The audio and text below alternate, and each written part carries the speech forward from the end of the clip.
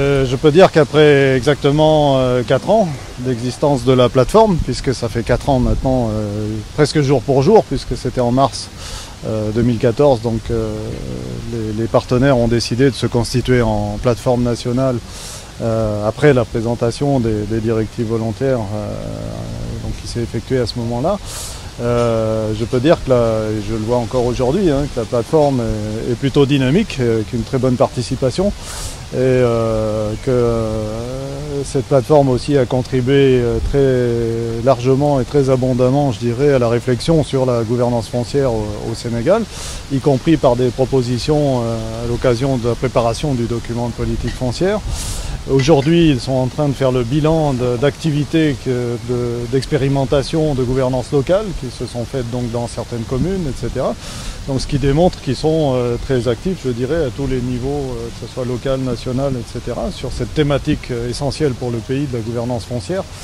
Et pour nous, c'est très satisfaisant de voir que cette dynamique à laquelle on a contribué est toujours très vivante et productive.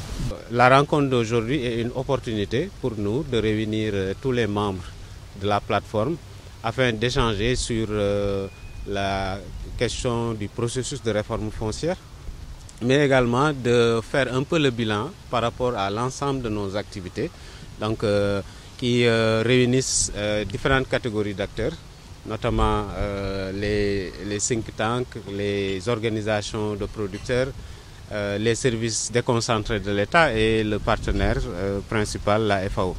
Donc cela va nous permettre un peu de revenir sur qu'est-ce qui a été réalisé par chaque catégorie d'acteurs, parce qu'à travers le comité de pilotage que nous avons installé, le comité de pilotage de la plateforme, chaque acteur a été mandaté pour réaliser un certain nombre d'activités dans le cadre d'un projet qui a été soutenu par le gouvernement italien. On est depuis quelques années sur le processus de réforme foncière parce qu'on constate que jusque-là, quand même, il y a des difficultés qu'on peut constater dans la gouvernance foncière au sens large, je veux dire la gouvernance des ressources naturelles. Donc cela a motivé l'État du Sénégal, mais tous les autres acteurs à penser qu'il faut aller vers une réforme foncière. Donc depuis 2012, il y a eu la Commission nationale de réforme foncière qui a travaillé de commun accord avec l'ensemble des acteurs jusqu'à ce que l'on puisse élaborer une politique foncière qui intègre les principes des directives volontaires. Maintenant, il nous reste une dernière phase qui est la phase de transcription de cette politique en texte législatif et réglementaire. Donc effectivement, depuis un certain temps, quand même, on constate que le processus a connu un léger arrêt. Donc d'ailleurs, une question qu'on va aborder pendant cette rencontre pour voir comment accompagner